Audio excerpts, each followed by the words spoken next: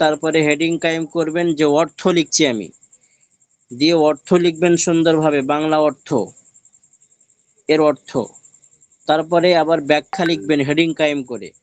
ব্যাখ্যাটা এমন ভাবে উদাহরণ দিয়ে বোঝাবেন যাতে করে লফজান তাকদিরান আর বুঝতে অসুবিধা না থাকে। এক কথায় এমন সুন্দরভাবে ব্যাখ্যা করবেন তাতে উদাহরণও থাকবে, ব্যাখ্যা বিশ্লেষণও থাকবে, এবং লফজান আর তাকদিরানের যে অর্থ এখানে সেটাও বুঝে আসবে। বুঝে আসলো? জি হুজুর। আগে চলবো?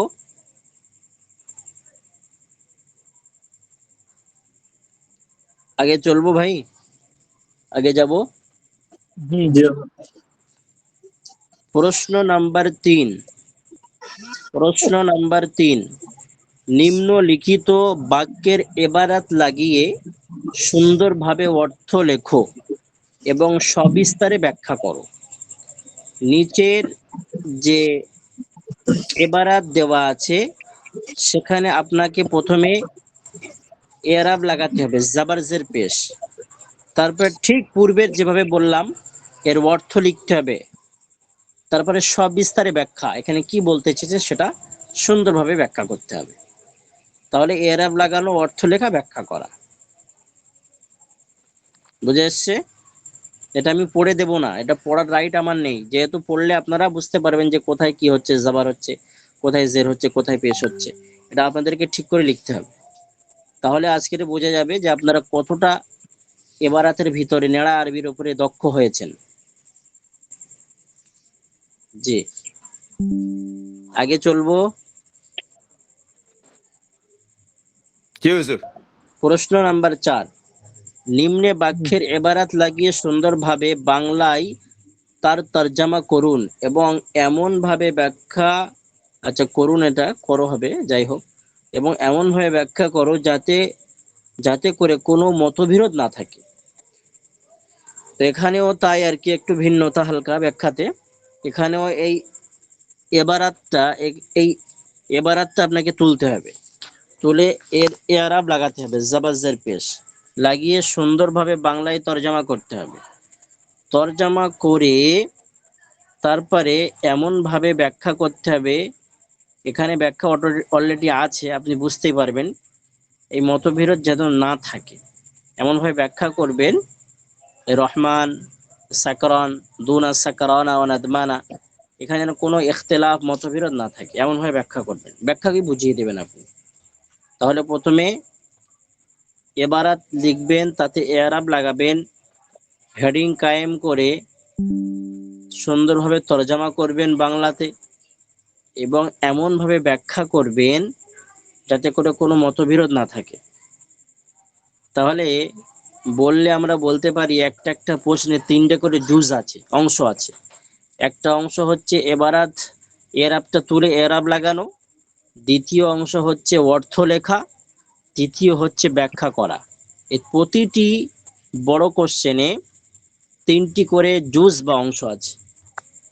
আশা করি বুঝতে পাচ্ছেন। জি, বুঝতে পাচ্ছেন? জি জি হুজুর। এই 4 নম্বর পর্যন্ত আপনার ছিল কাফিয়া থেকে, আপনারা বুঝতে পাচ্ছেন। নাম্বার 5, এই 5 নম্বর প্রশ্ন সরফে চলে আসছে। দেখুন প্রশ্ন নাম্বার 5, আলহামদু মাজদার দিয়ে ফেলে মাদি ইস্তেমরারি মানফি মজহুলের পরিপূর্ণ গর্দান সিগা অর্থ সহ লেখো। তাহলে আলহামদু মাজদার আপনারা সকলে জানেন, বিখ্যাত মাজদার। এর ফেলে মাজি ইস্তেমরারি, ফেলে মাজি ইস্তেমরারি মানফি মজহুল, আমি বারবার বলেছিলাম যে মাজি থেকে আসবে। তো ফেলে মাদি ইস্তেমরারি মানফি মজহুল, মানফি মজহুল, শুধু মজহুল না, মানফি মজহুল, এর পরিপূর্ণ গর্দান, প্রথমে গর্দান লিখবেন সুন্দরভাবে, দাগ টানবেন, তারপর তার সিগা লিখবেন দাগ টেনে, তারপর তার অর্থ লিখবেন। ব্যাস, বুঝে আসছে? বুঝে এসছে? আগে চলবো। প্রশ্ন নাম্বার 6, আল মারিফাতু মাজদার দিয়ে লাম তাকিদ, বানুন তাকিদ, খাফিফা মারুফের গর্দান সিগা অর্থ সহ লেখো। 6 নম্বর প্রশ্নতে সাইল বলছেন আল মারিফাতু মাজদার দিয়ে, মারিফাতু মাজদার দিয়ে লাম তাকিদ বানুন তাকিদ খাফিফা মারুফ, এক তো হয় সাকিলা এক খাফিফা, তো খাফিফা মারুফের গর্দান সিগা অর্থ সহ। প্রথমে আপনি গর্দান লিখবেন, লাম তাকিদ বানুন তাকিদ খাফিফা মারুফের, তারপরে সিগা লিখবেন, তারপরে অর্থ লিখবেন আল মারিফাতু মাজদার দিয়ে। এখানে 6টি আছে, আপনার রাইট থাকবে, আপনার ইখতিয়ার থাকবে, আপনার সদিচ্ছা থাকবে যে কোনো 4টি লেখার, আপনার ইখতিয়ার পছন্দ মতো স্বাধীনতা থাকছে এখানে। বুঝতে পারছেন? যেটা সহজ লিখবে, সহজ লাগবে সেটা আগে লিখবেন, ঠিক আছে? এবারে চলে আসি এমসিকিউ শর্ট কোশ্চেনে। প্রশ্ন নাম্বার 1, सुलासी मजिद फी मुल्हक बर रुबाई मुजर्रद के बाब 10 हैं, 7 हैं, 9 है, 21 है। 10টি, 7টি, 9টি না 21টি, যেটা হবে সেখানে টিক মেরে দেবেন। সহজ বিষয়, টিক মারার ব্যাপার। টিক মারলে অটোমেটিক নাম্বার পেয়ে যাবেন যদি সঠিক হয়ে থাকে, আর যদি ভুল হয় তো নাম্বারটা পাবেন না। প্রশ্ন নাম্বার 1 এমসিকিউতে বলছে সুলাসি মজিদ ফি, একটা মুজাররাদ একটা মজিদ ফি। মজিদ ফি শুধু মজিদ ফি নয়, মুলহাক বার রুবাই, মুলহাক বার রুবাই মুজাররাদ কে বাব 10টি, 7টি, 9টি না 21টি, সেখানে ঠিক মারবেন। নাম্বার 2 আল ইদহাবু এর অর্থ, আল ইদহাবু নিয়ে আসা, নিয়ে যাওয়া, ফিরে আসা, ঘুমানো, যেটি হবে সেটি মারবেন, ঠিক। প্রশ্ন নাম্বার 3 সুলাসি মজিদ ফি বেহামজা ওয়াসল কে বাব, সুলাসি মজিদ ফি বেহামজা ওয়াসলের 9টি বাব, 3টি বাব, 10টি বাব, 5টি বাব, যেটি হবে সেটি মারবেন। প্রশ্ন নাম্বার 4 বে, ঠিক আছে, বে মাজি মুতলাকের সিগা, ফেলে আমরের সিগা, ফেলে নেহির সিগা, ফেলে মুজারের সিগা, যেটি হবে সেটি ঠিক মারবেন।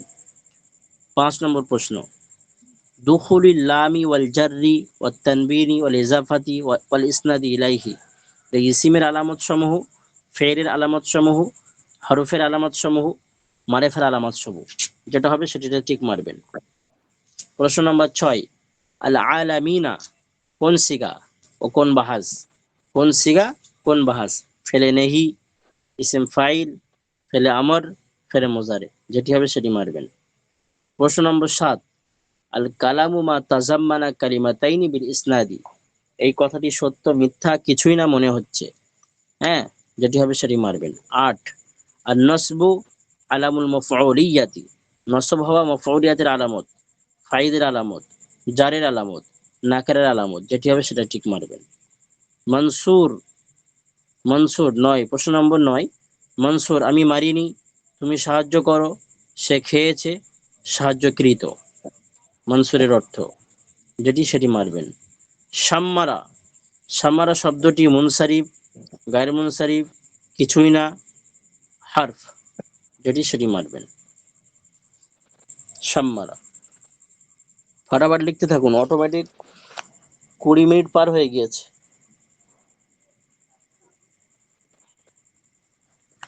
টিকটাক মারা 10টি থাকছে, 4 10 40, আর 4টি মাত্র রচনামূলক। ফাটাফাট লেখা শুরু করুন, যেটি সহজ হয় সেটি আগে লিখুন। সকলে বুঝতে পারলেন? ভিডিও ওপেন রাখবেন সকলে।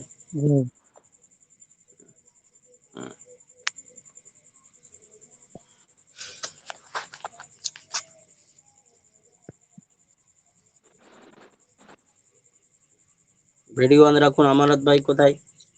ভিডিও অন রাখুন। শাহাদাত, এমডি শাহাদাত হোসেন, কোন শাহাদাত হোসেন?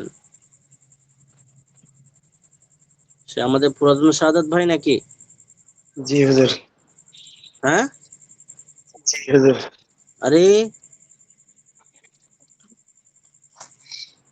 হুম, জি হুজুর। আচ্ছা, অনেকদিন পর দেখা। শাহাদাত ভাই ক্লাস করে না কেন?